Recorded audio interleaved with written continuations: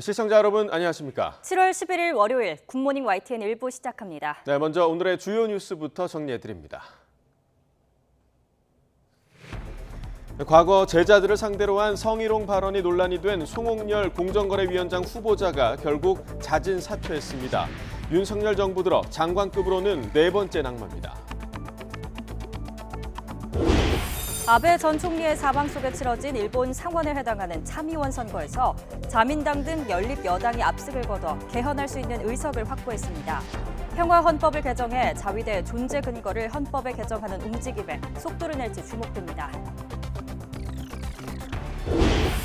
초유의 당대표 중징계 사태로 혼란을 겪고 있는 국민의힘이 오늘 최고위원회의에 이어 의원총회를 열고 사태 수습 방안을 모색합니다. 권성동 직무대행 체제나 비대위 전환, 조기 전당대회 등이 논의될 것으로 보입니다. 휴일인 어젯밤 9시까지 코로나19 신규 확진자는 일주일 전보다 2배 이상 많은 12,000여 명으로 집계됐습니다. 정부는 여름철 재유행 대응 방안 발표를 앞두고 오늘 민간 전문가로 구성된 자문위원회 첫 회의를 엽니다.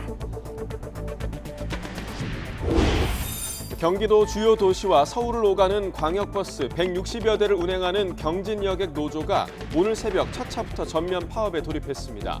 수도권 통근길 시민 불편이 예상됩니다.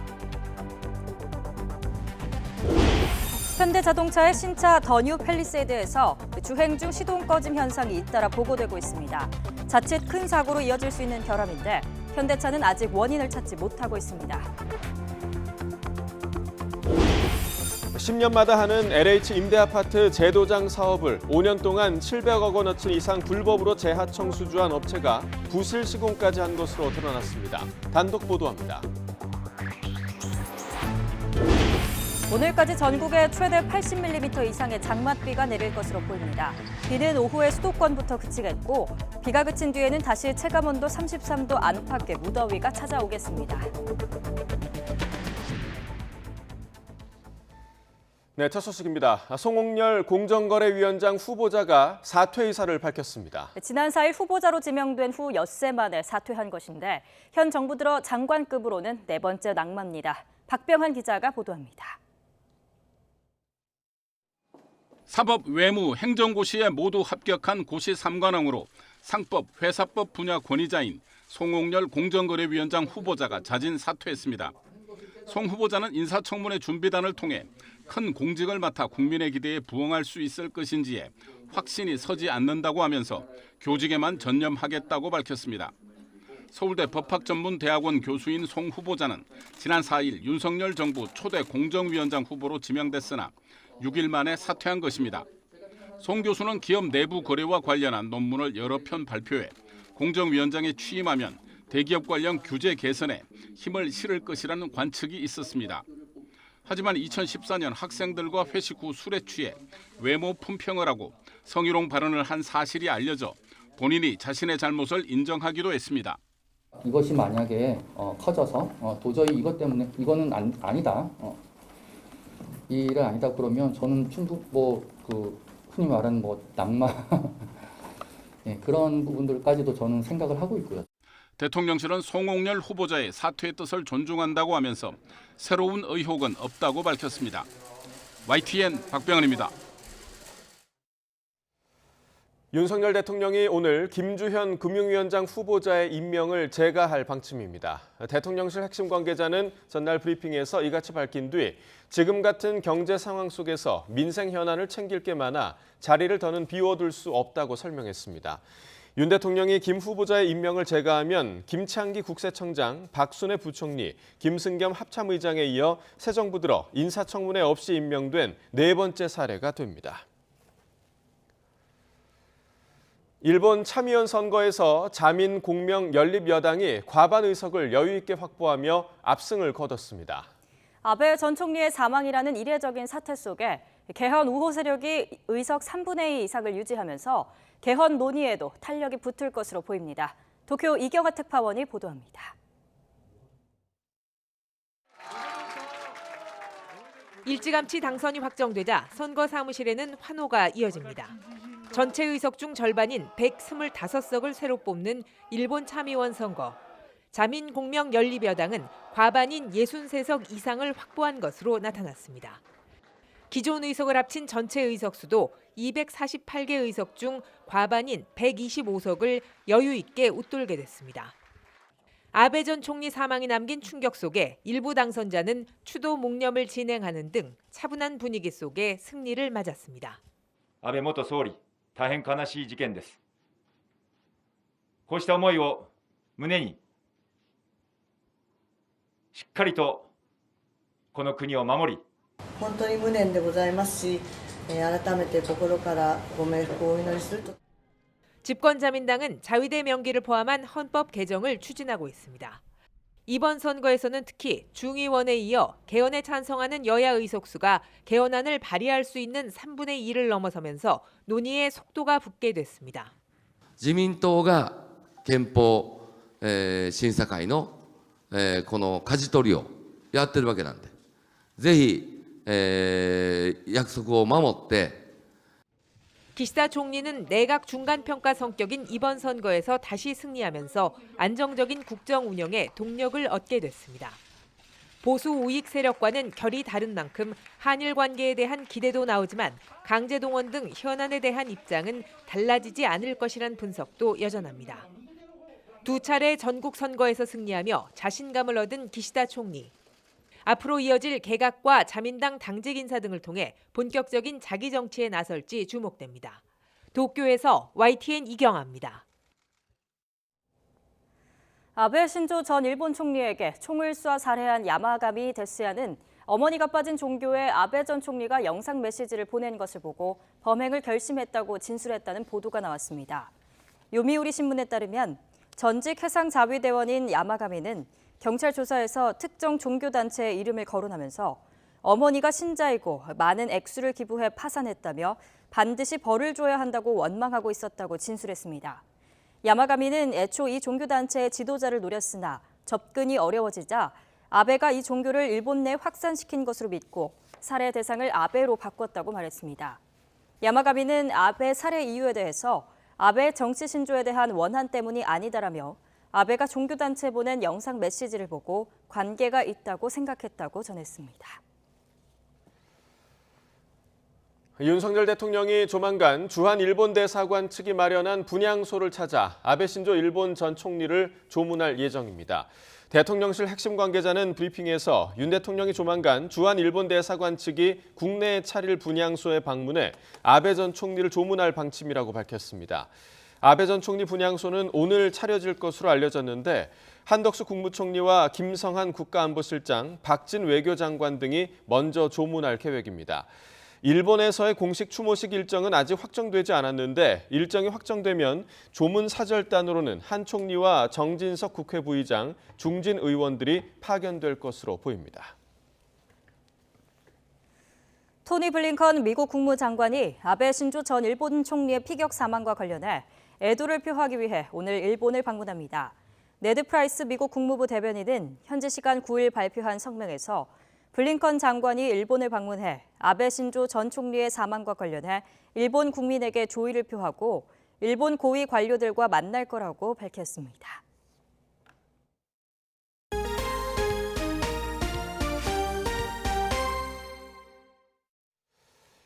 당대표 징계로 극심한 혼란을 겪고 있는 국민의힘 내부에서 이준석 대표의 결단을 촉구하는 목소리가 잇따라 나오고 있습니다.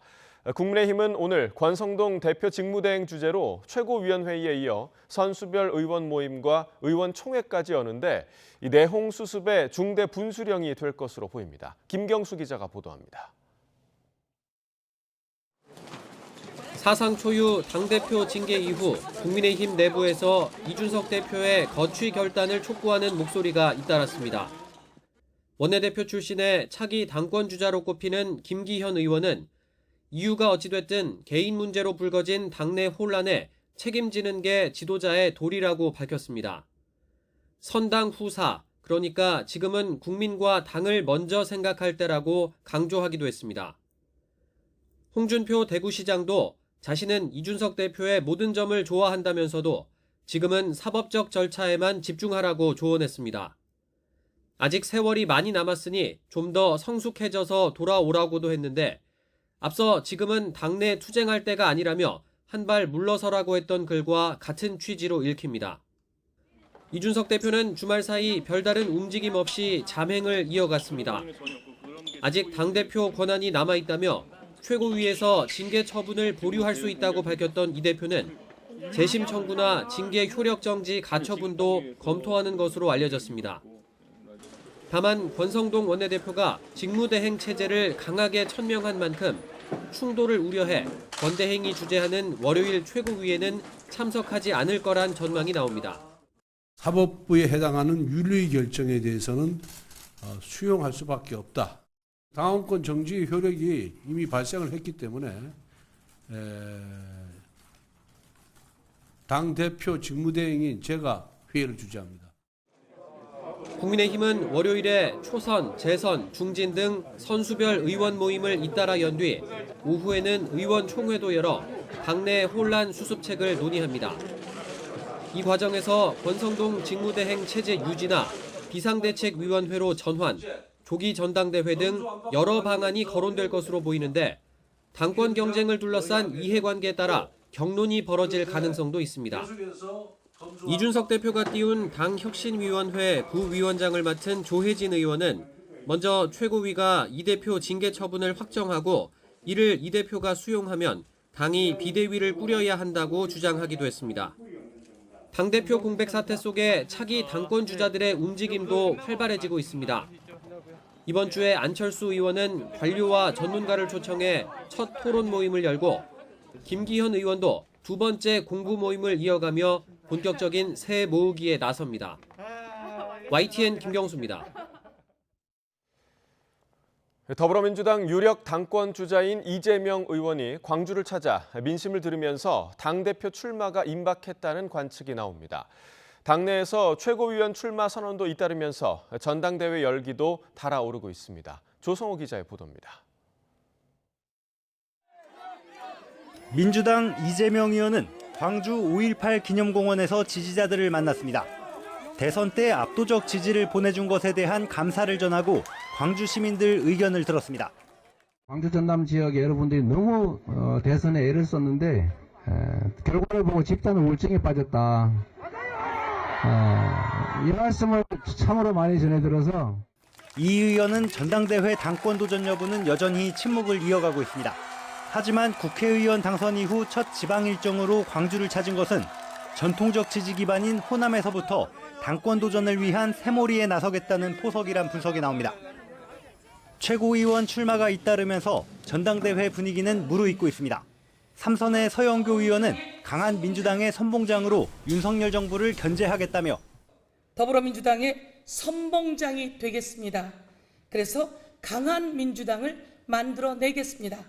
윤석열 정부의 독성과 무능을 저지하고 30대 초선 장경태 의원은 이기는 혁신과 세대교체를 이끌겠다며 도전장을 냈습니다. 이제 586도 경쟁해야 합니다. 특정 세대가 50%를 넘지 않는 세대균형 공천제를 시작해 세대교체, 시대교체, 정치교체의 발판을 마련해 가겠습니다. 취임 한 달을 맞은 우상호 비대위원장은 당내 인재를 길러내야 한다며 정당 싱크탱크에 육성 시스템을 둘 수 있게 하는 정당법 개정을 여야 협상을 통해 추진하겠다는 계획을 밝혔습니다. 전당대회 규칙을 빠르게 확정했다고 평가하면서도 친 이재명계 의원들과 빚은 갈등에는 아쉬움을 내비쳤습니다. 당내 소통이 가능한데 왜 지도부한테 먼저 전달하지 않고 기자회견장으로 먼저 가십니까? 이런 방식도 개선되어야 됩니다. 다만 이미 확정된 규칙이 특정인에 유리하다는 지적에는 누가 나올지도 모르는 상황에서 유불리를 먼저 고민하는 것은 바람직하지 않다고 선을 그었습니다. YTN 조성호입니다. 여야가 국회 상임위 배분 등 원구성 마무리를 위한 주말 협상에 나섰지만 여전히 입장차를 좁히지 못했습니다. 국민의힘 송원석 원내수석 부대표와 더불어민주당 진성준 원내수석 부대표는 어제 오후 국회에서 1시간가량 비공개로 회동했습니다. 하지만 이번 회동에서도 검찰개혁 법안의 후속 조치를 논의할 사법개혁 특위 구성을 두고 이견이 좁혀지지 않으면서 협상은 제대로 이루어지지 않은 것으로 전해졌습니다. 휴일이었던 어제 하루 전국에서 12,000여 명이 넘는 코로나19 신규 확진자가 나왔습니다. 최근 코로나19 유행세는 일주 단위로 확진자 수가 2배로 늘어나는 더블링 현상이 나타나고 있는데 정부는 오는 수요일 여름철 재유행 대응 방안을 발표합니다. 김주환 기자입니다. 어젯밤 9시까지 코로나19 신규 확진자는 12,213명으로 집계됐습니다. 일주일 전인 지난 3일 같은 시간대보다 2.1배 늘어난 겁니다. 코로나19 유행세는 최근 들어 일주 단위로 확진자 수가 2배로 늘어나는 더블링 현상을 보이고 있습니다. 정부는 재유행 시작을 공식화했습니다. 원인은 BA.5 변이의 확산과 여름철 이동량 증가, 면역 효과 감소 등이 꼽힙니다. BA.5는 오미크론보다 전파력이 35.1% 세고 면역 회피 능력이 3배나 강해 코로나에 걸렸던 사람이나 백신을 맞은 사람도 다시 감염될 가능성이 큰 것으로 전해졌습니다.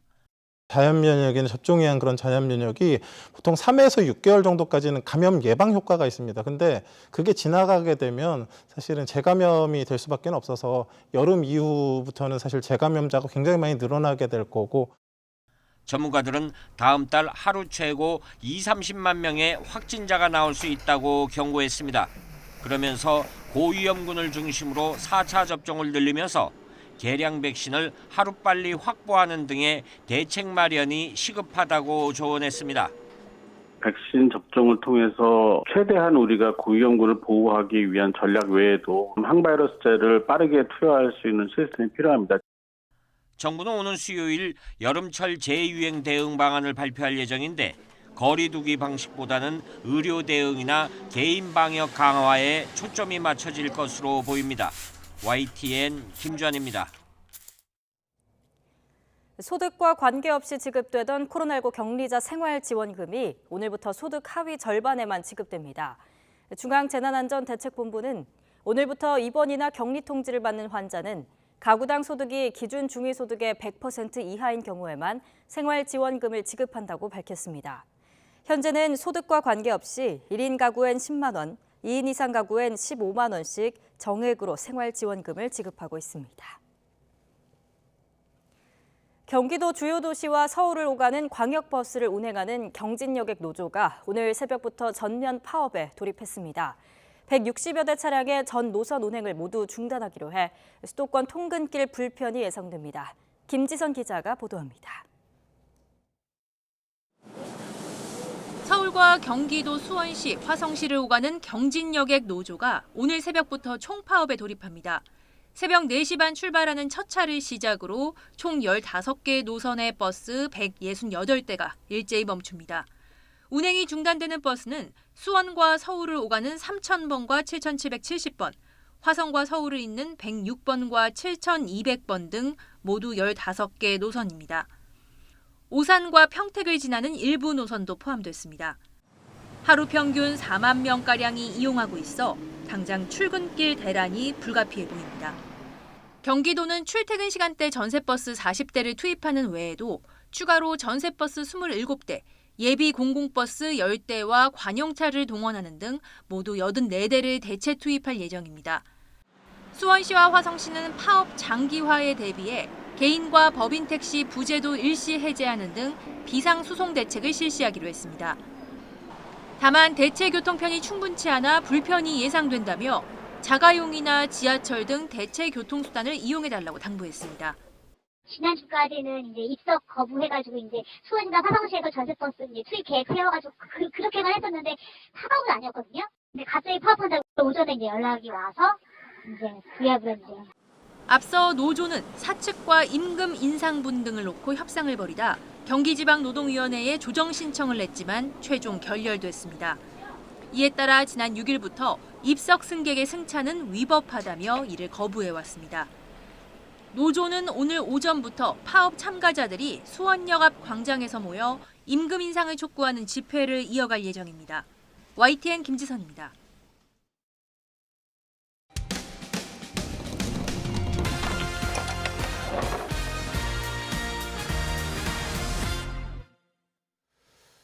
현대자동차가 새롭게 내놓은 SUV인 더 뉴 팰리세이드 차량에서 주행 중 시동 꺼짐 현상이 잇따라 보고되고 있습니다. 사고로 이어질 수 있는 결함으로 보이는데 현대자동차는 원인을 찾고 있다는 답변만 반복하고 있습니다. 김철희 기자가 보도합니다. 차량에서 쉴 새 없이 경고음이 울리고 계기판은 시동이 꺼졌다는 문구가 나타납니다. 당황한 운전자가 기어를 이리저리 바꿔본 끝에 겨우 다시 시동이 걸립니다. 뭐 잘못됐는데? 실제 운행 중 시동이 갑자기 꺼진 건 지난달 25일. 좌회전하려 차선을 바꾸는데 갑자기 경고음이 울리더니 차량 시동이 꺼진 겁니다. 좌회전 차선으로 가서 쓰려고 하는데 얘가 갑자기 삐비비비비 막 소리가 나면서 시동이 꺼지더라고요. 일주일 전에는 나들목에서 갑자기 시동이 꺼져 큰 사고가 날 뻔하기도 했습니다. 결국 A씨는 출고 2주 만에 차량을 정비소에 맡겨야 했습니다. 하지만 정비소도 사고 원인이 무엇인지, 차는 언제 돌려받을 수 있을지에 대해 제대로 설명하지 못했습니다. 아이나 가족들이 다 타고 있을 수도 있는 상황인데 어떤 상황이고 어떻게 하고 나면 안정화가 될 거고 뭐 이렇게 뭐 정확한 내용을 전달을 아직 받지는 못했어요. 문제가 생긴 차량은 지난 5월 출시된 현대자동차의 더 뉴 팰리세이드입니다. 출시된 지 2달도 되지 않았지만 국토교통부 산하 자동차 리콜센터에 주행 중 시동 꺼짐 신고가 이어지고 있습니다. 신고를 보면 달리는 차가 갑자기 멈춰 사고가 날 뻔했다는 내용이 대부분입니다. 이에 대해 현대자동차는 일부 고객 불만에 대해 알고 있다면서 현재 문제 원인을 파악 중이라고 설명했습니다. 또 고객 불편이 없도록 최대한 신속하게 대응하겠다는 원론적 입장만 내놨습니다. 전문가들은 주행 중 시동 꺼짐은 큰 사고로 이어질 수 있는 만큼 빠르게 조치해야 한다고 강조합니다. 여러 건이 생긴다는 얘기는 분명히 결함이 있다는 뜻이거든요. 정부가 빨리 모니터링을 통해서 문제점이 뭔지 또 해당 제작사에다가 빠른 조치를 취해서 안전사고가 발생하지 않게끔 만들어주는. 또 문제를 해결하기 전까지는 차량 운전자에게 미리 결함 발생 가능성을 알려야 한다는 지적이 나옵니다. YTN 김철입니다. LH 임대 아파트들은 10년마다 한 번씩 아파트 전체를 새로 칠해서 재단장을 합니다. 그런데 YTN 취재 결과 700억 원대 규모의 공사를 맡은 특정 업체가 계약과 다르게 시공을 해서 부실 시공을 한 것으로 드러났습니다. 이준엽 기자의 단독 보도입니다. 경기 김포시에 있는 LH 임대 아파트 지하 주차장. 바닥칠이 보기 흉하게 벗겨져 페인트 조각이 나뉜 겁니다. 인천의 다른 LH 임대 아파트도 상황은 마찬가지입니다. 네 번 와서 이렇게 보강공사를 했어요. 근데 계속 모아야 돼요. 그런데 두 아파트 모두 10년마다 하는 전면 재도장이 끝난 지 2년 반밖에 지나지 않았습니다. 준공이 얼마 지나지도 않아 벗겨지기 시작한 이 아파트들의 시공은 특정 업체가 맡았습니다. 이 업체는 지난 2016년부터 입찰 나온 LH 임대아파트 재도장 사업 낙찰업체들에 접근해 재하청을 따냈습니다. LH 임대아파트 재도장 공사의 30% 이상 참여한 것으로 전해져 따낸 사업 총액만 입찰가 기준으로 700억이 넘습니다. YTN 취재 결과 문제의 업체는 최소 20여 곳의 현장에서 입찰 공고문과 계약서에 정해진 방식을 전혀 지키지 않고 부실 시공한 것으로 드러났습니다. 공법에 따라 주차장 바닥을 0.7mm나 0.15mm 두께로 시공해야 하는데 이런 시방을 전혀 지키지 않은 겁니다. 지하주차장 바닥칠이 심하게 벗겨져 있습니다. 벗겨진 조각 두께를 재보니 0.7mm는커녕 얇아서 측정 자체가 어려운 상황입니다. 해당 공법대로 시공하려면 LH에서 승인받은 대로 두세 배 비싼 특수 도료를 주문해야 하는데 페인트 회사와의 거래 명세표를 입수해보니 주문이 아예 없거나 극소량이었습니다. 부실 시공은 지하주차장 바닥만이 아니었습니다. 실제 준공 검사를 하듯이 아파트 복도 벽에 연필을 칠해봤습니다. 원래 잘 안 그어져야 하는데 벽의 줄이 쭉쭉 그어집니다. 아파트 내부 벽을 칠할 때 마지막 코팅 작업을 생략해버리고 3단계 가운데 2단계만 한 겁니다. 심지어 일부 현장에서 시공에 사용된 페인트통을 확인해보니 품질이 좋은 페인트가 아닌 값싼 페인트를 썼거나 제조일자가 1년도 더 지난 페인트를 쓴 정황도 드러났습니다. YTN 취재가 시작되자 LH는 해당 재하청 업체의 존재조차 모르고 있었다며 사실관계를 파악해보겠다고 밝혔습니다. YTN 이준엽입니다. 전국에 장맛비가 내리면서 절정에 이르렀던 더위가 누그러지고 있습니다. 하지만 오늘 비가 그친 뒤 다시 무더위가 찾아오고 게릴라 호우가 반복되면서 폭염과 호우 둘 다 조심해야 하는 상황입니다. 정혜윤 기자의 보도입니다. 어제는 서울 폭염이 절정에 이르렀습니다. 아이들은 도심 물놀이장을 찾아 찜통 더위를 식혔습니다. 경북 의성과 경기 안성 기온은 무려 37도를 웃돌았습니다. 서울도 올해 들어 가장 높은 35.1도를 기록했습니다. 온열 질환자 수도 올해 650여 명에 이르러 지난해 같은 기간 대비 4배나 증가했습니다. 어제 밤부터 장맛비가 내리면서 전국에 내려졌던 폭염특보는 해제됐습니다. 오늘까지 중서부와 호남, 많은 곳은 최고 80mm 이상의 다소 많은 비가 내리겠습니다. 11일 서쪽에서 접근하는 기압골과 정체전선의 영향으로 전국적으로 비가 내리겠고 특히 시간당 30mm가 넘는 강한 비가 내리는 곳이 있겠으니 침수 등 비 피해 없도록 유의하시기 바랍니다. 비가 그친 뒤에는 다시 무더위가 강해지면서 폭염특보가 확대하겠고 온열질환 위험도 더 커질 것으로 우려됩니다. 비구름대의 영향을 받지 않는 곳에서는 폭염에 나타날 가능성이 높은 만큼 폭염과 호우 양쪽 모두의 대비가 필요해 보입니다. 특히 주 후반에는 정체전선이 발달하면서 또다시 국지성 호우가 내릴 가능성이 있어 무더위 속 게릴라 호우에 대한 대비가 필요할 것으로 보입니다. YTN 정혜윤입니다. 네, 이처럼 폭염과 장마가 번갈아 반복되는 등 날씨 변동 폭이 커지면서 농작물 관리에 비상이 걸렸습니다. 변덕스러운 날씨는 한 해 농작물 작황에 큰 영향을 미치는 만큼 대비가 필요합니다. 이성우 기자입니다. 비가 잠시 그친 틈을 타 농민들이 배수로에서 작업합니다. 자칫 비가 더 내려 농작물이 물에 잠기지 않도록 미리 정비하고 있는 겁니다. 밭에서도 배수로를 깊게 설치해 습해에 대비하고 있습니다. 고추밭에서는 번갈아 찾아온 장마와 폭염으로 병해충이 발생하지 않도록 소독약을 뿌려주고 있습니다. 제때 관리하지 않으면 뿌리가 썩거나 줄기와 잎사귀가 시들 수 있기 때문입니다. 비가 그친 뒤 폭염이 찾아오면 벼농사는 온도 상승 억제를 위해 물을 깊게 관수하고 흰잎 마른병, 도열병 등 방제를 서둘러야 하며 밭작물은 스프링클러를 틀어주고 과수원에서는 가뭄 뒤 갑자기 많은 양의 수분이 유입되면 열매 터짐 현상으로 피해가 커질 우려가 있습니다. 이에 장마 기간 토양의 수분 변화를 줄이는 게 중요한데 나무 아래를 필름 등으로 덮어주는 것이 좋습니다. 꽃눈이 잘 자라도록 웃자란 가지를 잘라주는 것도 필요합니다. 또 습한 날씨에 과수화상병 병원균이 더 잘 전파될 수 있어 세심한 과수원 관리가 필요합니다. 이런 꽃눈이 정상적으로 발육하기 위해서는 도장지, 그러니까 웃자람 가지를 제거를 한다든지 나무 내부로다가 햇빛이 제대로 들어갈 수 있도록 조치를 좀 해주시는 게 좋고요. 농작물 병해충은 병반이 보일 경우 이미 상당 부분 전이가 이뤄진 상태여서 무엇보다 사전 애찰이 중요합니다. YTN 이성우입니다. 어제 오후 북한에서 방사포로 추정되는 항적들이 탐지됐다고 합동참모본부가 밝혔습니다. 군 당국이 탐지한 항적은 북한 서해상으로 발사한 2발로 오후 6시 21분부터 37분까지 16분 동안 탐지됐습니다.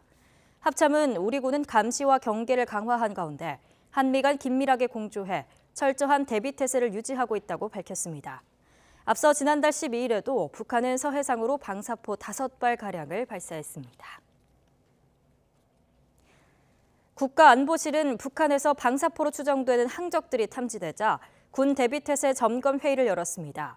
대통령실 대변인실은 김성한 국가안보실장이 어제 저녁 7시부터 1시간여 동안 국가위기관리센터에서 합참으로부터 관련 내용을 보고받고 우리 군의 대비태세를 점검했다고 밝혔습니다. 대변인실은 국가안보실이 북한의 추가 발사 가능성에 대비해 상황을 예의주시하고 있다고 설명했습니다. 대북 강경파로 꼽히는 골드버그 신임 주한 미국 대사가 부임했습니다. 북한의 7차 핵실험이 임박했다는 관측이 나오는 상황에서 신임 대사가 어떻게 대처해 나갈지 주목됩니다. 신준명 기자입니다. 하루빨리 한국에 가고 싶다며 기대감을 나타냈던 필립 골드버그 신임 주한 미국 대사. 미 의회 인준 통과 뒤 2달여 만에 부임지인 한국에 입국해 첫 인사를 건넸습니다. 안녕하세요. Absolutely honored to be here as the new U.S. ambassador to the Republic of Korea. 골드버그 대사는 볼리비아, 필리핀, 콜롬비아에 이어 한국이 4번째 부임지인 직업 외교관입니다. 역대 최고위급인 경력대사 직함을 가진 무게감 있는 인사로 대북 강경파로 분류됩니다. 골드버그 대사는 지난 2009년부터 2010년까지 미 국무부 유엔 대북제재 이행 담당 조정관을 맡아 북한의 2차 핵실험에 맞서 안보리 대북제재 결의 1874호 이행을 총괄했습니다. 인사청문회에선 완전하고 검증 가능하며 불가역적인 비핵화가 미국의 비확산 목표와 부합한다고 말하고 북한을 불량국가라고 거침없이 부르는 등 북한에 대한 강경한 입장을 재차 드러내기도 했습니다. Doing all possible to defend against a rogue regime in North Korea. 대북제재 전문가인 골드버그 대사가 북한의 7차 핵실험에 대처할 적임자라는 평가가 나오는 가운데 지난 5월 한미 공동선언에 따라 한미동맹의 범위를 경제안보 등으로 확장하는 데도 힘을 쏟을 것으로 예상됩니다. So together we can do a lot as global partners, as an alliance to provide even more security and more prosperity for our two countries and peoples. 외교 능력에서는 인정을 받고 있다는 골드버그 대사지만 국내 일부 보수단체들은 성소수자라는 이유로 반발하고 있습니다. YTN 신준명입니다. 한국과 미국, 일본 북핵 수석 대표는 최근 G20 외교장관 회의가 열린 인도네시아 발리에서 회동하고 북한의 위협에 대한 3국 간 협력 강화를 재차 확인했습니다. 네드 프라이스 국무부 대변인은 현지 시각 10일 김건 외교부 한반도 평화교섭 본부장과 성김 미 대북특별대표, 후나코시 다케이로 일본 외무성 아시아 대양주국장이 지난 8일 발리에서 3자 협의를 했다고 밝혔습니다. 러시아군이 화력을 집중하고 있는 우크라이나 동부의 한 마을에서 또다시 러시아군의 포격에 민간인 수십 명이 숨지거나 다치는 일이 벌어졌습니다. 우크라이나는 테러 행위라고 강력히 반발하면서 남부 지역에서 반격을 준비하고 있습니다. 김은건 기자가 보도합니다. 5층 아파트 건물의 절반가량이 완전히 무너져 내렸습니다. 밤새 3차례 이어진 폭격에 참상을 확인한 주민들은 말을 잃었습니다. Кому мы что плохо сделали наши люди? Свой десяток темень и сразу начало это все. 건물 잔해더미에서는 시신이 잇따라 수습됩니다. 수십 명이 잔해에 깔려 있어 수색 작업이 진행될수록 희생자 수는 더 늘어나고 있습니다. 겨우 살아남은 주민들도 언제 건물이 붕괴할지 몰라 대피를 서두릅니다.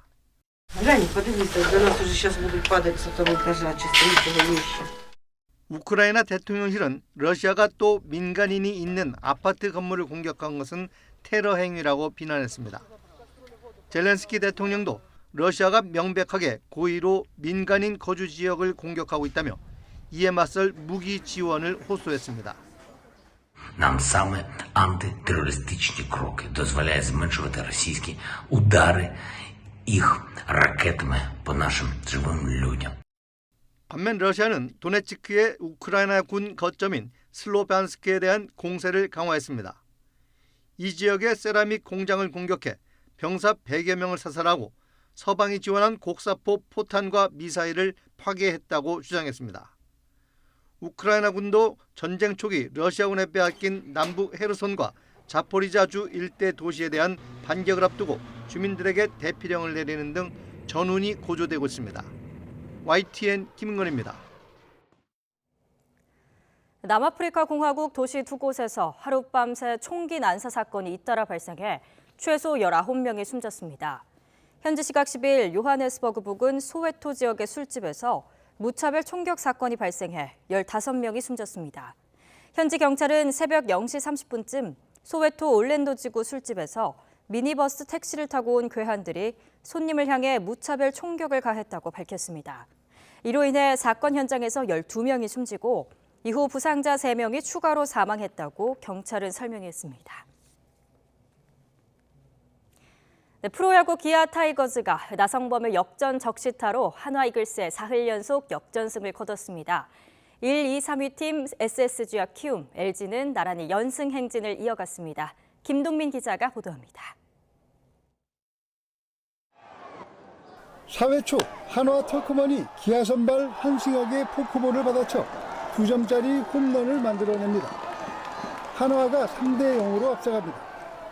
한화의 새 외국인 투수 라미레즈는 6회까지 안타는 하나만 맞고 무실점으로 호투했습니다. 그러나 또 불펜이 문제였습니다. 한화 불펜은 7회 말 유지혁에게 주자 1소 3루타를 맞으며 2점을 내줬고 대타 최용호에게 동점 적시타를 맞고 3대 3 동점을 허용합니다.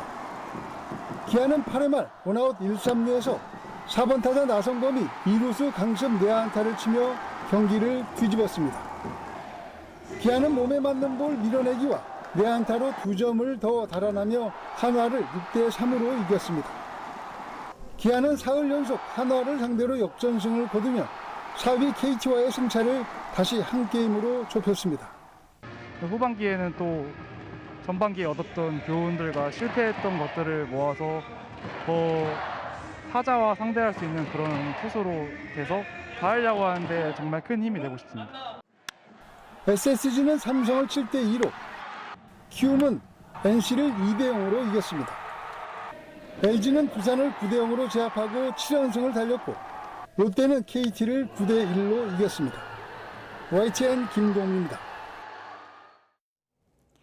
프로축구 수원FC가 FC서울의 역전승을 거두고 K리그1 6위로 도약했습니다. 수원은 2골을 먼저 내줬지만 후반에만 4골을 몰아넣으며 4대 3 역전승을 거뒀습니다. 수원FC 이승우는 후반 7분에 만회골을 터뜨리며 추격에 신호탄을 쏘아올렸고 3대 3으로 맞선 후반전 추가 시간 정재용이 극적으로 헤딩 결승골을 넣으며 경기를 끝냈습니다. 포항은 수원 삼성과의 경기에서 신진호의 결승골로 1대 0으로 이겼습니다. 잉글랜드 프리미어리그 토트넘 선수단이 어제 프리시즌 투어를 위해서 인천국제공항을 통해 입국했습니다. 콘테 감독이 이끄는 토트넘 선수단은 팬들의 큰 환영 속에 공항에 도착했고 일부 선수들은 팬들에게 사인을 해주며 팬들의 환호에 화답했습니다. 이미 우리나라에 있던 손흥민 선수는 공항으로 미리 나가 선수들을 맞이했습니다. 토트넘은 모레 수요일 밤 8시 서울 월드컵 경기장에서 팀 K리그와 대결하고 오는 16일 밤 8시에는 수원 월드컵 경기장에서 스페인 세비야와 친선 경기를 치릅니다. 7월 12일부터 도로교통법 개정안이 시행됩니다. 개정안의 핵심은 운전자에서 보행자 중심으로 변화했다는 것인데요. 이번 시간에는 도로교통법 개정안을 요약 정리했습니다. 첫째, 횡단보도 보행자 보호 의무 확대. 핵심은 보행자가 횡단보도를 통행하고 있을 때뿐만 아니라 통행하려고 하는 때에도 운전자에게 일시정지 의무를 부여한다는 것인데요.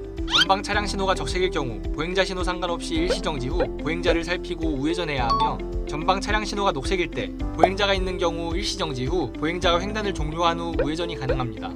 보행자가 없는 경우는 보행자 신호 상관없이 서행하며 우회전이 가능합니다. 위반 시 범칙금 6만 원, 벌점 10점 부과 가능합니다. 둘째, 어린이 보호구역 내 무신호 횡단보도. 어린이 보호구역 내 무신호 횡단보도 중 신호기가 설치되지 않은 횡단보도에서는 보행자의 횡단 여부와 관계없이 일시정지 의무를 부여합니다. 위반 시 범칙금 6만 원, 벌점 10점 부과 가능합니다. 셋째, 보행자 우선도로. 보행자 우선도로에서는 속도를 20km 이내로 제한할 수 있고 운전자에게는 서행, 일시정지 의무를 부여합니다. 위반 시 범칙금 4만 원, 벌점 10점 부과 가능합니다. 넷째, 도로 외의 곳. 아파트 단지 내 등 도로 외의 곳을 통행하는 차량의 운전자에게 보행자 보호 의무를 부여합니다. 다섯째, 회전교차로 통행 방법. 우선 회전교차로는 교통섬을 중심으로 반시계 방향으로 회전하며 통과해야 하며 회전교차로 진입 시 30km 미만으로 서행해야 하며 진입 차량은 반드시 먼저 회전하고 있는 차량에게 양보해야 하는데요. 진입하는 차량의 경우 좌측 방향 지시 등, 진출하는 경우 우측 방향 지시 등을 켜 후방 차량에게 미리 알려야 합니다. 도로교통법 개정안 시행이 얼마 남지 않았는데요. 상당수의 운전자들이 습관이 안 돼 있거나 관련 내용을 몰라 혼란이 예상되는 상황. 미리미리 숙지하여 운전자와 보행자 모두의 안전을 지킬 수 있는 교통문화가 정착되었으면 합니다.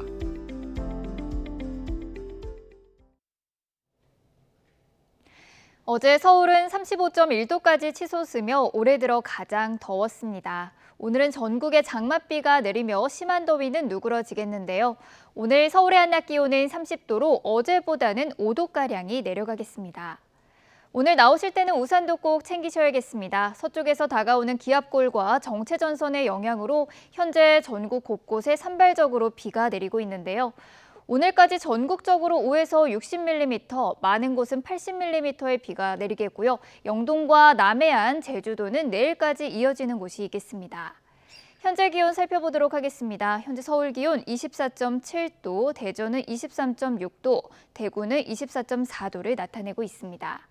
비가 내리며 폭염 수준의 더위는 한풀 꺾이겠는데요. 오늘 서울의 한낮 기온은 30도, 대전과 광주, 대구 모두 30도까지 오르겠고요. 부산은 28도를 보이겠습니다. 이번 한 주간 30도 안팎의 무더위 속에 비 소식이 잦을 전망입니다. 지금까지 날씨 정보였습니다. 과거 제자들을 상대로 한 성희롱 발언이 논란이 된 송옥열 공정거래위원장 후보자가 결국 자진 사퇴했습니다. 윤석열 정부 들어 장관급으로는 4번째 낙마입니다. 아베 전 총리의 사망 속에 치러진 일본 상원에 해당하는 참의원 선거에서 자민당 등 연립 여당이 압승을 거두면서 개헌할 수 있는 의석을 확보했습니다.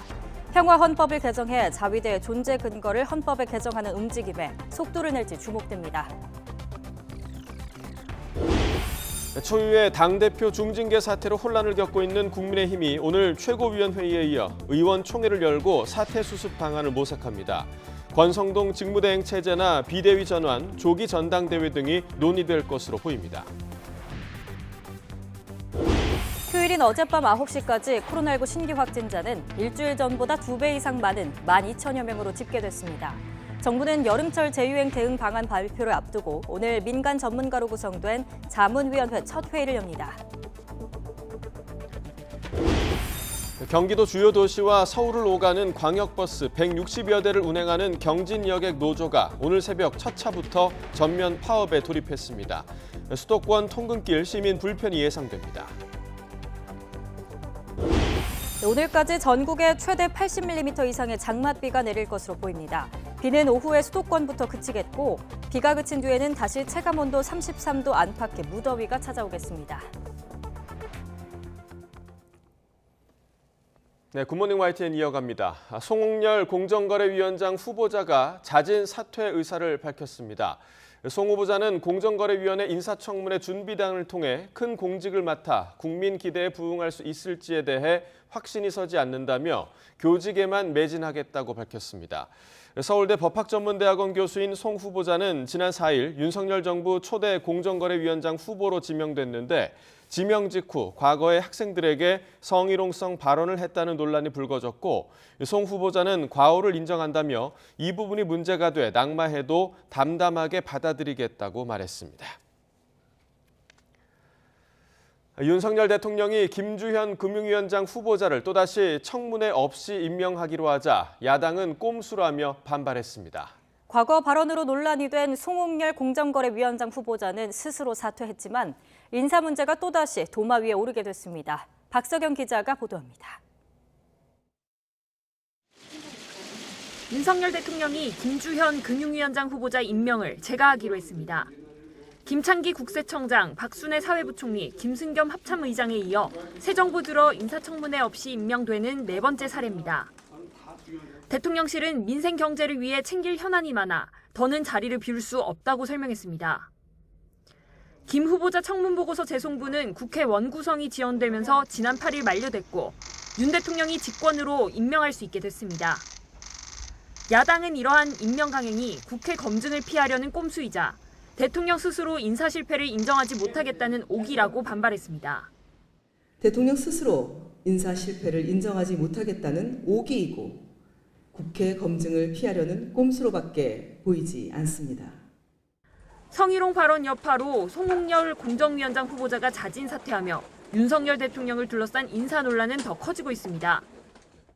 대통령실은 인사검증 실패가 아니냐는 지적에 이미 내용을 파악하고 있었는데 당시 특별한 징계가 없고 본인이 사과까지 한 만큼 문제가 없다고 판단했다는 입장을 반복했습니다.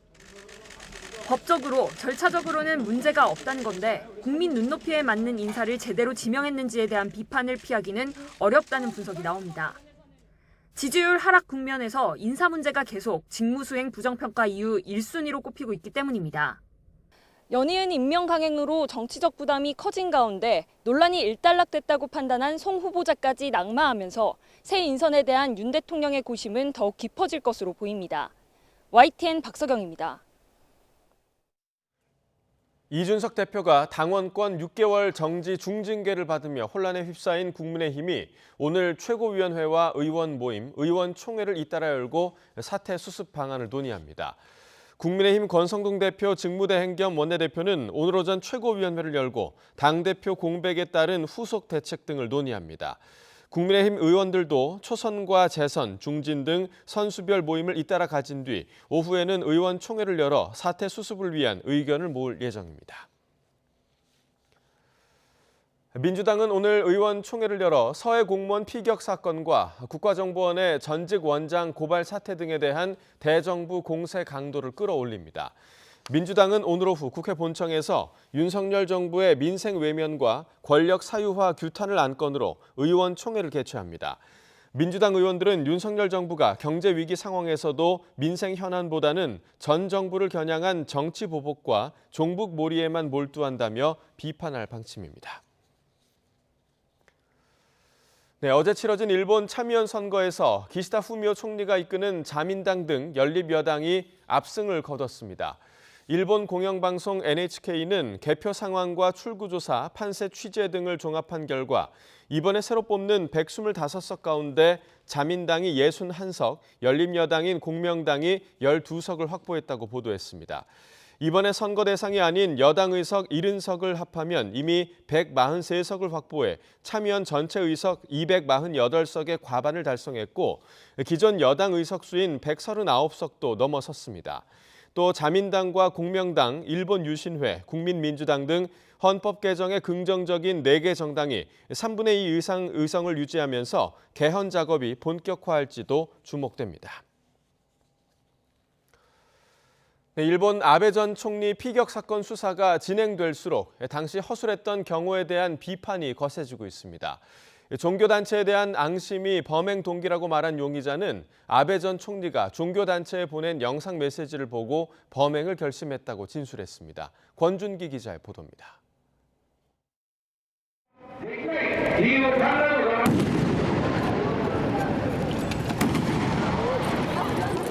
두 발의 총격은 2.8초 간격으로 이루어졌습니다. 경찰은 아베 전 총리가 등 뒤에서 맞은 첫 발에는 치명상을 입지 않았고 용의자 쪽으로 몸을 돌린 뒤에 맞은 두 번째 총격이 결정적이었던 것으로 보고 있습니다. 따라서 당시 경호원들이 첫 발 직후 몸을 던져 아베 전 총리를 막았어야 했다는 비판이 일본 경찰 내부에서도 나오고 있습니다. 게다가 360도가 뚫린 가두연설 현장이었던 만큼 경호 인력 배치부터 잘못됐다는 지적도 제기됐습니다. 사흘간 경찰 조사를 받고 검찰로 송치된 용의자 야마가미 데스야는 덤덤한 표정으로 호송차에 올랐습니다. 黒い T シャツに黒い長ズボン、捜査員に連れられゆっくりとした足取りで護送車へと向かいます。 용의자는 경찰 조사에서 범행 전날 밤에도 아베 전 총리의 연설 현장을 찾았다고 진술했습니다. 오카야마시의 실내 유세장이었는데 여기서는 입장객의 이름과 주소를 쓰게 한 데다 경호 상태도 허술하지 않아 범행으로 이어지지 못했던 것으로 보입니다. 경찰은 범행에 사용된 수제 총기가 한 번에 6개의 탄환을 발사하는 구조로 용의자 집에서 비슷한 총기 여러 정을 발견했다고 밝혔습니다. 용의자는 어머니가 종교단체에 무리한 헌금을 하면서 파산했는데 이 종교가 아베와 관련이 있다고 생각한 것으로 파악됐습니다. 특히 아베 전 총리가 이 종교단체에 영상 메시지를 보낸 점으로 미뤄 종교 확산에 기여했다고 생각해 범행을 결심했다고 진술했습니다. 이런 가운데 극우 반한 성향의 일본 주간지 슈칸 겐다이는 용의자가 말한 종교단체가 옛 통일교라고 보도했습니다. YTN 권준기입니다. 코로나19 재유행 조짐이 뚜렷한 가운데 어젯밤 9시까지 새로 12,000여 명이 확진 판정을 받은 거로 집계됐습니다. 주말과 휴일 검사 건수가 줄어 그제 같은 시간 집계치보다는 7,000여 명 적지만 일주일 전인 지난 3일 같은 시간대 집계치보다는 2.1배 증가한 수치입니다. 이런 추세로 볼 때 오늘 0시 기준으로 발표될 신규 확진자 수는 13,000여 명 안팎에 달할 거로 예상됩니다. 이런 가운데 민간 전문가 회의체인 감염병 위기대응 자문위원회가 오늘 첫 회의를 열고 최근 시작된 코로나19 재유행과 관련한 방역 대책 등을 논의할 예정입니다. 어제 새벽 튀르키예에서 인천으로 향하던 대한항공 여객기가 엔진 결함으로 아제르바이잔 공항에 비상 착륙했습니다. 다친 승객은 없었지만 200명 넘는 승객이 2시간가량을 하늘 위에서 불안에 떨었습니다. 차유정 기자입니다. 승객들이 공항 바닥에 담요를 깔고 앉아 있습니다. 길게 줄을 서서 승무원들이 나눠주는 음료를 받아갑니다. 튀르키예에서 인천으로 향하던 대한항공 여객기가 기체 결함으로 인근 아제르바이잔의 바쿠 공항에 비상 착륙한 겁니다. 이상 징후는 출발 1시간 반 정도 지났을 때 오른쪽 엔진에서 감지됐습니다. 일부 승객들은 엔진에서 불꽃 튀는 것을 목격했고 창가 쪽에선 열기까지 느껴졌습니다. 동생이 스파크 튄 거를 이제 발견을 했고요. 스파크가 튀고 나서 이제 심하게 흔들리면서 그 주변으로 열이 엄청 좀 뜨거웠거든요. 한때 기체가 한쪽으로 쏠리고 기내가 어두워지며 모니터가 먹통이 되기까지 했습니다. 블루스크린 떠가지고 좋지도 않은데. 다행히 인근 공항에 무사히 착륙했지만 2시간 넘는 시간 동안 승객들은 공포에 떨었습니다. 방금 목적지를 바꿔 바쿠 공항에 착륙했습니다. 일부 승객은 어지럼증을 호소하기도 했지만 다치거나 병원으로 이송된 승객은 없었습니다. 5시간가량 공항에서 기다린 승객들은 대한항공에서 마련한 현지 호텔로 이동했고 대체 항공편을 이용해 국내에 들어올 예정입니다. 대한항공은 기술적으로 엔진 1개가 고장나도 3시간 비행이 가능하며 절차에 따라 2시간 안에 인근 공항에 착륙했다고 설명했습니다. 해당 기종은 에어버스 330-200으로 지난 2011년 3월에 도입됐습니다. 대한항공은 임시 항공편으로 정비사들을 급파해 정확한 원인을 파악할 예정입니다. YTN 차유정입니다. 대구 경북 혈액원에서 원인을 알 수 없는 불이 났습니다. 불은 20여 분 만에 꺼졌지만 보관돼 있던 혈액 11,000팩 가운데 7,000팩을 꺼내지 못해 폐기 처분했습니다. 이윤재 기자가 보도합니다. 소방대원이 연기가 가득한 건물 안으로 들어갑니다. 건물 내부에는 불길이 남긴 시커먼 흔적만 가득합니다. 건물 밖에는 혈액이 담긴 노란 상자가 쌓였고 소방대원이 힘을 모아 옮깁니다. 새벽 1시 40분쯤 대구 경북 혈액원에서 불이 났습니다. 불이 시작된 건 혈액원 건물 1층입니다. 이 건물 안에는 수혈 등에 쓰이는 혈액 11,000유니트가 보관돼 있었습니다. 수혈에 쓰이는 적혈구 제제 4,000팩은 가까운 혈액원으로 보냈지만 안전 문제로 연구용으로만 쓰기로 했습니다. 또 의료용품으로 쓰이는 혈장 제제 등 7,000팩은 타오르는 불길 탓에 꺼내지 못했고 결국 폐기했습니다. 적혈구 제제 4,000유니트 정도는 저희가 그 소방관 분들하고 같이 협업을 해가지고 빨리 저희가 그 혈액 보관 백에 넣고 냉매제를 넣어가지고 상계기관으로 이송을 했고요. 나머지 혈장이라든지 혈소판이라든지 일부 같은 경우에는 그 화재여가지고 혈액원은 지역 의료기관에서 긴급히 혈액이 필요한 경우 경북대병원의 도움을 받아 공급할 예정입니다. 또 포항에 있는 혈액 보관소도 임시로 활용할 계획이지만 혈액 공급의 차질은 불가피해 보입니다. 혈액 공급은 경북대학교 병원하고 협업을 통해 가지고 지금 긴급한 혈액이 필요한 의료기관은 지금 경북대학교 병원을 통해서 공급을 하고 있고요. 원에서 관할하고 있는 포항 공급소를 지금 공급팀으로 다시 만들어 가지고 경찰과 소방당국은 당직 근무 직원 진술과 합동 감식 등을 거쳐 정확한 화재 원인을 조사할 예정입니다. YTN 이윤재입니다. 10년마다 하는 LH 임대아파트 재도장 사업을 5년 동안 700억 원어치 이상 불법으로 재하청 수주한 업체가 부실 시공까지 했다는 의혹이 YTN 취재로 드러났습니다. 취재에 따르면 재도장 업체 A공영은 지난 2016년부터 LH 임대아파트 재도장 사업에 낙찰된 업체들에 접근해 계약서상 하청이 불가능한데도 불구하고 재하청을 받아 1차 업체들 대신 시공했습니다. 그런데 YTN 취재 결과 A공영은 최소 20여 곳 현장에서 지하 주차장 바닥 시공을 할 때 LH 전문 시방서에 따른 바닥질 두께와 자재 종류 등을 지키지 않은 것으로 확인됐습니다. 이런 부실 제도장 덕에 A공영은 현장마다 수천만 원 이상의 자재비 등을 절감했지만 이미 일부 현장 지하 주차장 바닥은 재시공을 반복해도 계속해서 벗겨지는 등 문제가 일어나고 있는 것으로 확인됐습니다.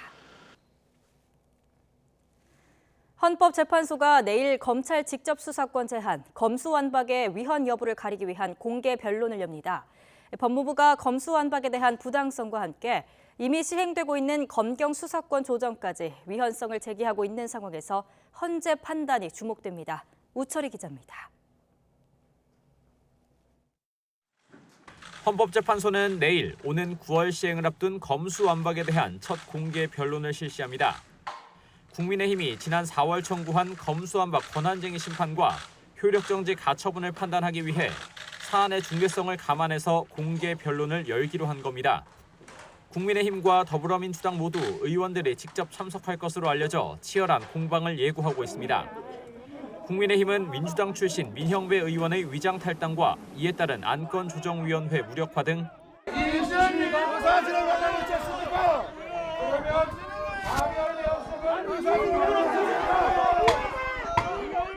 헌법상 국회의원의 고유 권한인 법안 심의 표결권이 무력화돼 검수완박이 위헌이라는 입장입니다.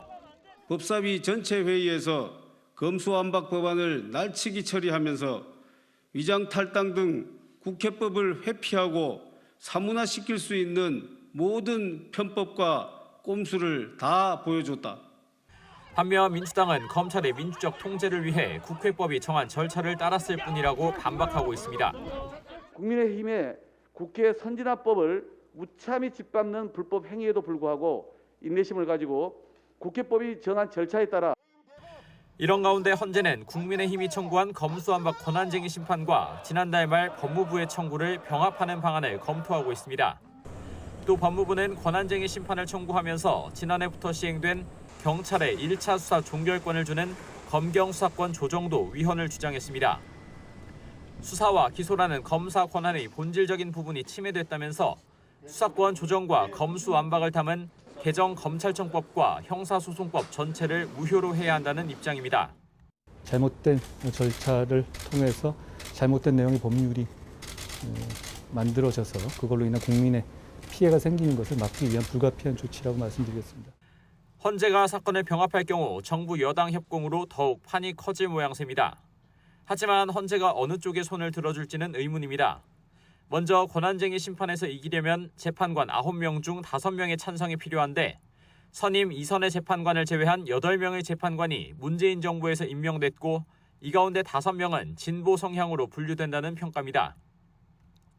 또 앞서 고위공직자 범죄수사처법 헌법소원 심판 당시 헌재는 헌법에 수사기소 주체에 직접적인 규정이 없다면서 입법자의 결정을 존중해야 한다는 판단을 내리기도 했습니다.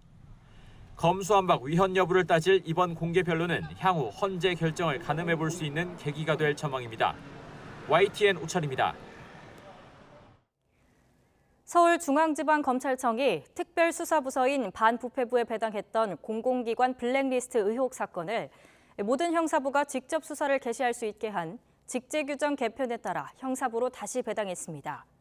서울중앙지검은 반부패 수사 2부에 배당됐던 공공기관 블랙리스트 의혹 사건을 지난 4일 형사 1부로 재배당했다고 밝혔습니다. 공공기관 블랙리스트 의혹은 지난 2017년부터 이듬해까지 임종석 전 대통령 비서실장과 조국 전 법무부 장관, 강경화 전 외교부 장관 등 문재인 정부 인사 10여 명이 이전 박근혜 정부의 공공기관 임원 수백 명이 담긴 블랙리스트를 작성하고 해당 인사들로부터 사표를 받아내거나 사퇴를 종용하는 데 관여했다는 내용입니다. 온라인 커뮤니티에 윤석열 대통령에 대한 테러 암시 게시글을 올린 40대가 경찰에 자수했습니다. 인천 미추홀경찰서는 협박 미수 혐의로 40대 남성 A씨를 조사하고 있습니다. A씨는 지난 8일부터 이틀간 인터넷 포털 사이트 증권토론방에 서울에 관광하러 갈 것인데 용산부터 갈 생각이다. 아직 6발 남았다는 등의 테러 암시글을 올린 혐의를 받습니다. 친일파 이해승의 후손이 소유한 서울 서대문구 홍은동 땅을 국고로 환수하기 위해 정부가 소송을 냈지만 1심에 이어 2심에도 졌습니다. 서울고등법원은 법무부가 이해승의 손자인 이우영 그랜드 힐튼 호텔 회장을 상대로 낸 소유권 이전 등기 소송을 1심과 마찬가지로 원고 패소로 판결했습니다.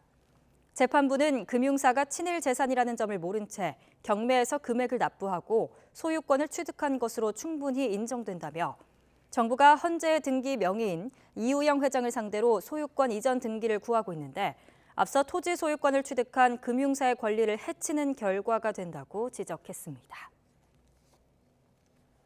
네, 이번 주에 기준금리가 또 오를 것으로 보이는 가운데 집값은 내려가고 분양가는 오르는 현상이 벌어지고 있습니다.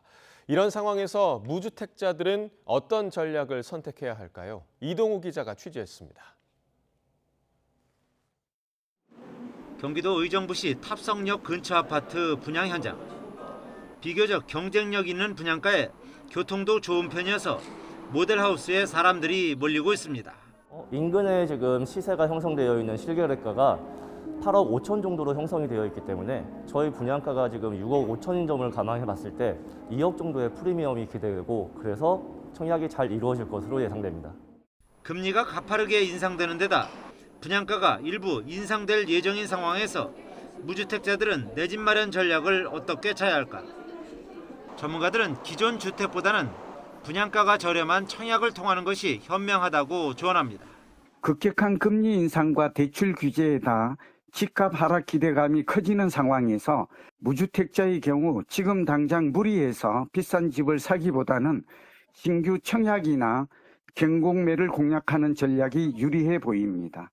특히 민간 아파트보다 분양가가 더 저렴한 공공분양단지를 노리는 것이 유리합니다.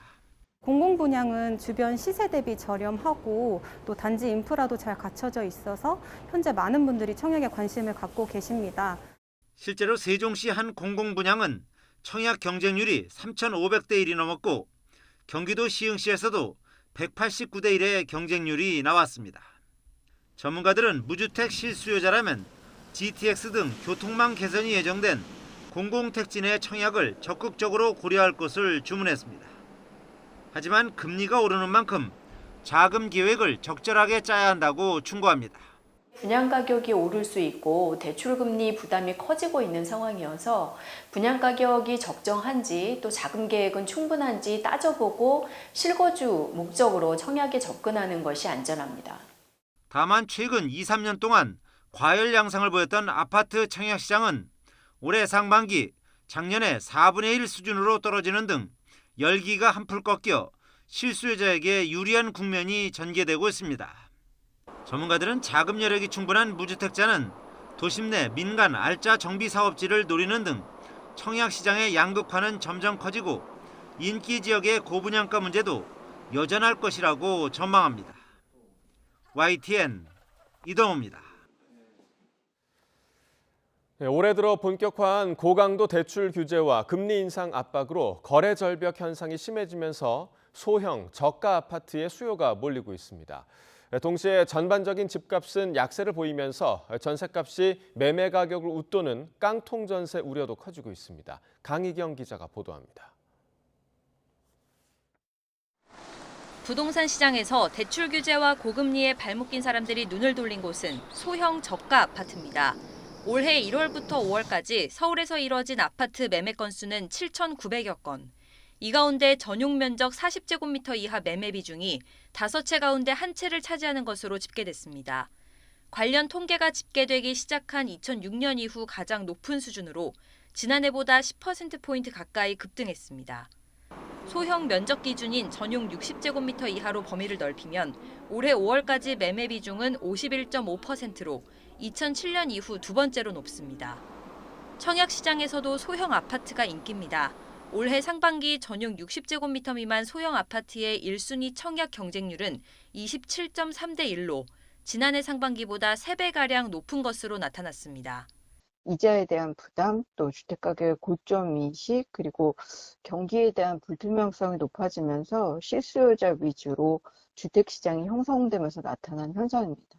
부동산 시장이 전반적으로 가라앉으면서 깡통 전세 우려는 점차 커지고 있습니다.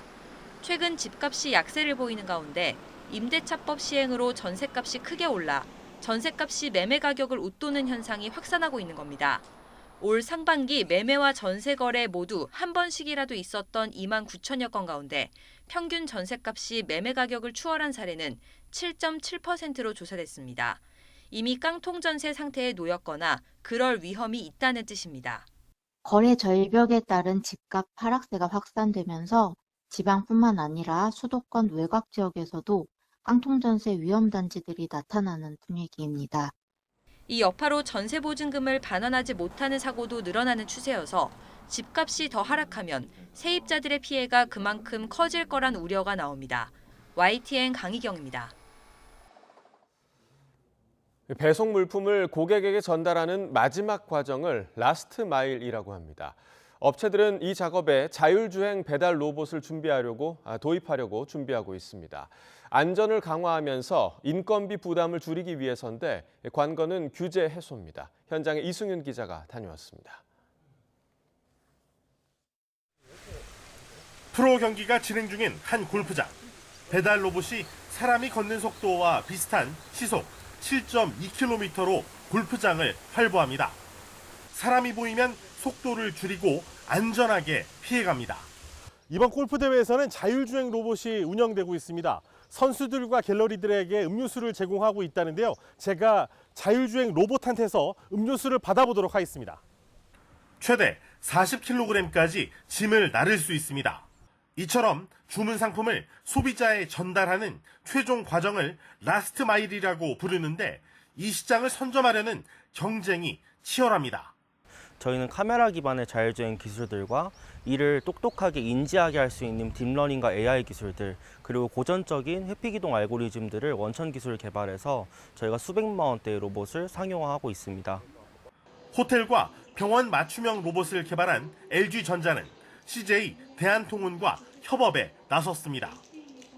배달의 민족은 딜리란 이름의 로봇을 개발해 시장 1위 수성에 나섰습니다. 하지만 본격적인 도입 시기는 미정입니다. 로봇이 이동할 때 관리자가 동행해야 한다는 규제 때문입니다. 비홀딱 맞은 상태로 가니까 딜리랑 같이 고생하신다고 말씀해 주는 게 전 정말 기억에 남습니다. 또 현행 생활물류 서비스 산업발전법은 이륜차와 화물차의 택배만 허용하고 있습니다. 정부는 신산업 발전을 저해한다는 지적에 규제 완화에 나섰습니다. 드론 자율주행, ICT 융합, 바이오 헬스케어 등 신산업 분야에서 33건의 규제를 개선합니다. 드론과 로봇도 택배 작업에 활용될 수 있도록 관련법 개정을 추진한다는 계획입니다. YTN 이승윤입니다. 네, 올해 여름 참 습하고 덥죠. 그런데 이런 찜통더위를 오히려 열기와 에너지로 이겨내는 사람들이 있다고 합니다. 이열치열로 더위를 쫓는 사람들, 강민경 기자가 담아왔습니다.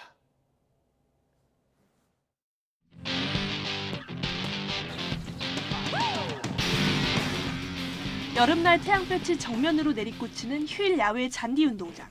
찜통 더위 속에 펼쳐진 풋살 경기는 보는 사람까지도 힘이 솟게 합니다. 됐어. 한여름 열기는 골망을 흔드는 짜릿한 기분으로 털어냅니다. 여럿이 어울려 땀을 쏟은 뒤에 선풍기를 쐬며 물 한 모금을 들이키자 더위는 어느새 저만치 물러갑니다. 땀 한번 흘리면 훨씬 더 개운하고 건강해지는 느낌입니다. 야외 농구 코트는 방학을 맞아 뛰쳐나온 학생들로 꽉 찼습니다. 너나 할 것 없이 땀에 젖어 코트를 뛰어다니는 아이들의 표정이 사뭇 진지합니다. 매미 울음소리를 들으며 친구들과 함께 한바탕 뛰다 보면 즐거움 속의 더위는 잊어버리게 됩니다. 덥고 습해도 친구들하고 같이 나오니까 재밌어요.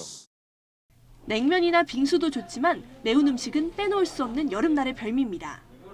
그릇 한가득 담긴 새빨간 낙지볶음이 보기만 해도 맵지만 한 입 먹자 스트레스와 더위가 날아가는 마법이 펼쳐집니다. 매콤한 걸 먹고 나니까 활력이 넘치는 것 같아요. 더위를 싹 이겨낼 수 있을 것 같습니다.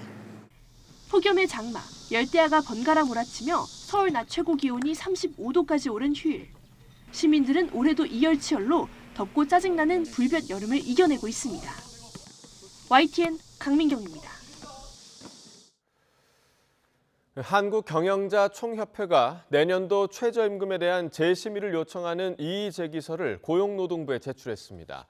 경총은 내년도 최저임금이 9,620원으로 최종 확정돼 고시될 경우 주휴수당까지 고려한 최저시급은 11,500원을 넘는 만큼 중소영세기업과 소상공인이 감당하기 어려울 것이라고 밝혔습니다. 또 최저임금 수준과 최저임금법에 예시된 결정 기준을 고려하면 5%에 이르는 최저임금 인상률은 지나치게 과도한 수준이라고 주장했습니다. 지난해 결함 보상, 즉 리콜 건수가 1년 전보다 50% 넘게 늘었습니다.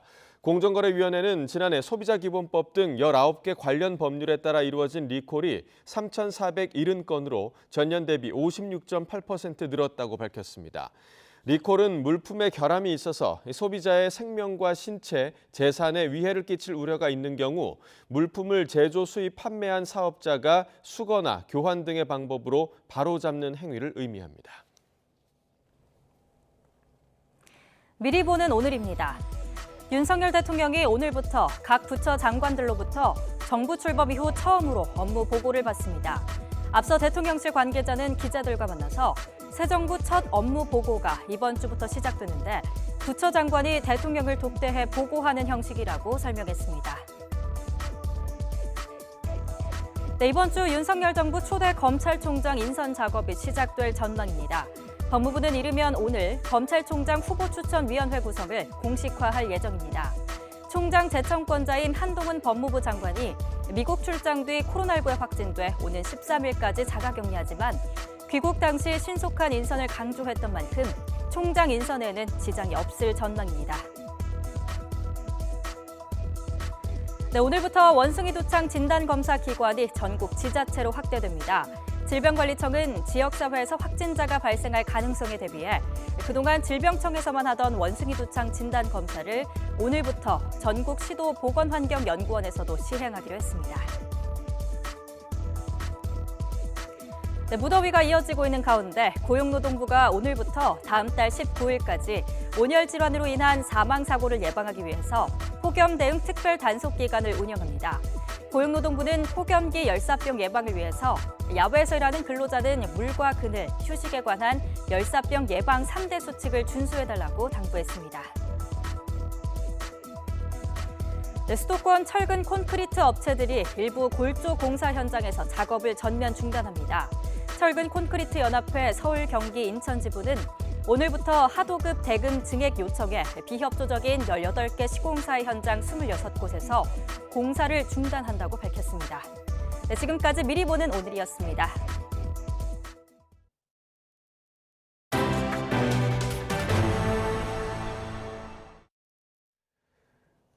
세종특별자치시가 출범 10년을 맞이했습니다. 중앙행정기관 이전에 이어서 국회 세종의사당 건립 등이 확정되면서 행정수도 완성에 한 발 더 가까워졌는데요. 세종시 출범 10년의 의미와 과제를 이상곤 기자가 살펴봤습니다. 지난 2012년 7월 수도권 과밀화 해소와 국가 균형 발전을 목표로 출범한 세종시. 10년 사이 인구가 4배 가까이 늘어 38만 명을 넘어섰고 평균 연령 37세에 전국에서 가장 젊은 도시로 성장했습니다. 지금까지 세종시에 자리 잡은 중앙행정기관은 47곳, 국책연구기관은 16곳입니다. 국회 세종의사당 건립과 대통령 세종집무실 설치를 위한 법적 근거도 마련되면서 세종시가 명실상부한 행정수도로 한 걸음 더 다가섰다는 평가가 나옵니다. 행정수도로 가는 큰 산은 넘었지만 도시 내적 성장을 위해 풀어야 할 과제가 많습니다. 상가 공실률 문제와 집값 안정화, 좁은 도로 등으로 인한 극심한 교통 문제, 원도심과 신도심 간의 격차 해소 등이 도시 발전의 발목을 잡고 있습니다. 해결할 수 없을 거라고 만들어져 있던 어떤 그런 규제들을 과감하게 벗어 던지고 새로운 시각에서 도시의 성격과 맞춰서 그렇게 풀어내야 하는 적극적인 그런 의지들이 좀 필요하다고 보여집니다. 도시 성장을 견인할 특출난 미래 먹거리 산업이 없는 것도 한계로 지적되고 있습니다. 민선 4기 최민호 세종시장은 자족 기능을 갖춘 미래 전략 수도를 새로운 목표로 내세웠습니다. 국회 세종의사당 개원과 중앙행정기관 추가 이전으로 정치 행정수도 정착을 이끌고 세종시만 가능한 시범사업을 통해 경제 활성화를 이뤄내겠다는 구상입니다. 미래를 지향하는 그런 첨단 산업이라든가 문화예술, 과학기술 기반으로 한 그런 기업, 그런 것들을 유치해서 미래를 선도해 나간과 동시에 시민들의 자족 기능을 확충시키는 그런 걸 저는 꿈꾸고 있습니다. 경제 자유구역과 교육 자유특구 지정 등이 추진되는 가운데 금강을 활용한 관광산업도 활성화할 계획입니다. 행정수도의 기틀을 마련해 중견도시로 성장한 세종시가 도시 내실을 키우기 위한 새로운 10년을 준비하고 있습니다. YTN 이상곤입니다. 사람의 건강과 직결되는 바이오 분야는 불과 1, 2년 전만 해도 투자금이 많이 몰렸습니다. 하지만 막상 기대에 못 미치는 기업들이 속출하면서 주식시장 상장의 문턱이 매우 높아졌는데요. 금융당국은 투자자들의 보호를 위한 조치라는 입장인데 성과물이 더디게 나오는 바이오 기업의 특성상 기업들은 돈 가뭄에 시달리고 있습니다. 이성규 기자가 취재했습니다. 최신 백혈병 치료제인 카티 치료제로 임상 2상을 진행 중인 국내 바이오 기업. 임상 1상 결과가 긍정적으로 나오면서 무난한 코스닥 상장을 기대했지만 고배를 마셨습니다. 기술성 평가기관 2곳에서 일정 수준 이상의 등급을 받아야 하는데 한 곳에서만 충족했기 때문입니다. 코스닥 기술 특례 상장을 준비 중인 바이오 기업 대부분이 올 상반기 상장에 실패했습니다. 올해 현재까지 기술 특례 상장한 기업은 15개 사이인데 이 가운데 바이오 기업은 4개 사에 불과합니다. 바이오 분야가 회왕이던 지난 2020년엔 기술 특례 상장 기업 25개 가운데 절반 이상인 17개 기업이 바이오 기업이었습니다. 상장을 주관하는 한국거래소는 기술 특례 요건 자체는 달라진 것이 없다는 입장입니다. 다만 최근 몇 년 사이 일부 바이오 기업에서 직원 횡령과 해외 임상시험 실패 사례가 나오면서 투자자 보호 차원에서 질적 심사를 좀 더 꼼꼼히 본다는 설명입니다. 유효성이 검증이 돼야지 그래도 기본적인 신약 개발에 대한 그런 가능성을 엿볼 수 있다라는 거고요. 그 정도가 돼야지만 그래도 저희가 자본시장에다가 이 바이오 기업이라는 거를 상장을 통해서 투자자들이 투자할 수 있는 그런 기회를 제공할 수 있는 것이지 그 이전 단계에서 너무 리스키하기 때문에. 바이오 업계는 거래소의 심사 강화가 실력이 없는 기업들을 가려낸다는 점에서는 시장 전체적으로 긍정적인 효과가 있다고 말합니다. 하지만 자칫 지나친 옥석 가리기가 유망 기업의 투자까지 가로막을 수 있다며 우려의 목소리를 내고 있습니다. 정부에서 여러 가지 제도적인 그 잣대로 또 재기 시작을 하면 또 다른 문제가 발생을 하는데 결국은 이 말을 성숙화되려면 아주 스마트한 제도들이 필요하거든요. 그러니까 결국은 시장의 흐름에 맡기고 민간에 관련된 부분이 좀 주도할 수 있는 그런 인프라를 만들어야 되고. 바이오 기업이 개발 중인 신약 후보 물질의 유효성을 입증하려면 보통 임상 2상까지는 마쳐야 합니다. 오랜 기간과 많은 비용이 드는 만큼 상장 이후에 안정적인 자금을 확보할 수 있는 지원책이 필요하다고 전문가들은 지적합니다. YTN 사이언스 이성규입니다. 지난해 세계인 10명 가운데 1명은 굶주림에 시달렸다는 결과가 나왔습니다. UN 산하기구 등 국제기구들의 공동조사인데요. 코로나19 영향 때문으로 보이는데 우크라이나 전쟁과 경제 충격이 겹친 올해가 더 큰 문제입니다. 류재복 기자의 보도입니다. Juu ya njala watoto walilala njala, ndio nimeramkia kulombalomba. Nimesema mwingine atanibariki na kabunga ndio ndasongea watoto tukule. 두 아이의 엄마인 카술라에게 오늘은 그나마 형편이 나은 날입니다. 콩죽이라도 끓여 먹일 수 있기 때문입니다. 세상에서 가장 버림받은 난민 사태로 꼽히는 콩고 민주공화국 국민은 하루하루가 지옥입니다. Kuna watoto 10, watoto ine wanagonjwa bwaki, kukosa chakula na cha kuwafunika vile ndio na wengine na mimi saa hii niko nagonjwa homa. 지난해 세계 기아 인구는 8억 2천만 명. 코로나19 사태 이전인 지난 2019년보다 1억 5천만 명이나 늘었습니다. 10명 가운데 1명은 끼니를 걱정해야 할 처지입니다. 특히 5살이 안 된 어린이 가운데 4,500만 명이 만성적인 영양실조에 시달리고 있습니다. This year's report therefore reminds us yet again that hunger food security and malnutrition in all its forms are an urgent global concern requiring coordinated resolve and action. 올해는 사정이 더 나빠질 것으로 보입니다. 우크라이나 전쟁으로 국제 공급망이 무너져 버렸기 때문입니다. 곡물값이 오르니 아프리카의 가난한 나라에 지원할 식량은 더 줄어들게 됐습니다. Before the conflict, Ukraine used to feed the world. Now they need help to feed themselves. 유엔을 비롯한 전문가들은 분쟁과 기후변화, 경제 충격이 불평등과 결합해 최악의 기아 사태를 겪을 수 있다고 경고합니다. YTN 이재복입니다. 제닛 옐런 미 재무장관이 오는 12일부터 시작되는 아시아 순방에서 유가 폭등을 억제하기 위해 각국의 러시아산 원유 가격 상한제 동참을 설득할 것이라고 뉴욕타임스가 보도했습니다. 주요 7개국 G7이 이미 도입에 합의한 가격 상한제는 아직 구체적인 상한선이 정해지지 않았지만 40에서 60달러 수준에서 검토되는 것으로 알려졌습니다.